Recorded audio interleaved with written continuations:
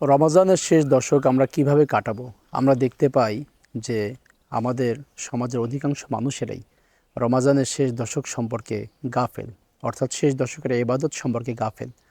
দুনিয়ার যত ব্যস্ততা দেখা যায় যে বছরের সমস্ত সময়ের চাইতে, বছরের সবগুলো দিনের চাইতে যেন আমাদের এই রমজানের শেষ দশকেই বেশি বেড়ে যায়।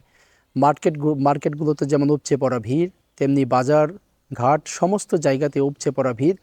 অর্থাৎ আমাদের মনে হয় যেন শুধুমাত্র জামা কাপড় কেনাকাটা আর বাজার সদাই করার জন্য এই শেষ দশককে আমরা নির্দিষ্ট করে নিয়েছি।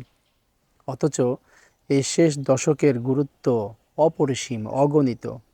শেষ দশককে আমরা কিভাবে মূল্যায়ন করতে পারি, কিভাবে আমরা শেষ দশক কাটাতে পারি, সেটি হচ্ছে আমরা ইবাদতের মাধ্যমে শেষ দশক অতিবাহিত করব। বেশি বেশি করে জিকির আজকার করা, নফল সলাৎ বেশি করে আদায় করা।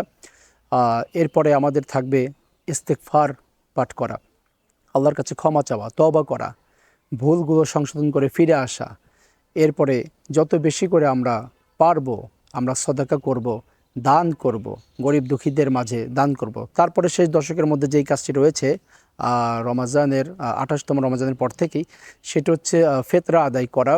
এরপরে যাদের পক্ষে সম্ভব হবে চেষ্টা করা যে মসজিদে ইতিকাফ করা, অবস্থান করা, এবং রাত্রিগুলোতে লাইলাতুল কদর অন্বেষণ করা। রাত্রিগুলোতে মার্কেটে উপচে পড়া ভিড় যেটা আমরা দেখতে পাই, মার্কেটে না ঘুরে রাত্রিবেলাতে আল্লাহর সুবহানাহু ওয়া তাআলার সন্তুষ্টি অর্জনের লক্ষ্যে ইবাদতে মগ্ন থাকা। এই ধরনের আরও অনেক নফল ইবাদতের সমাহার নিয়ে আমরা রমজানের শেষ দশককে কাটাতে পারি।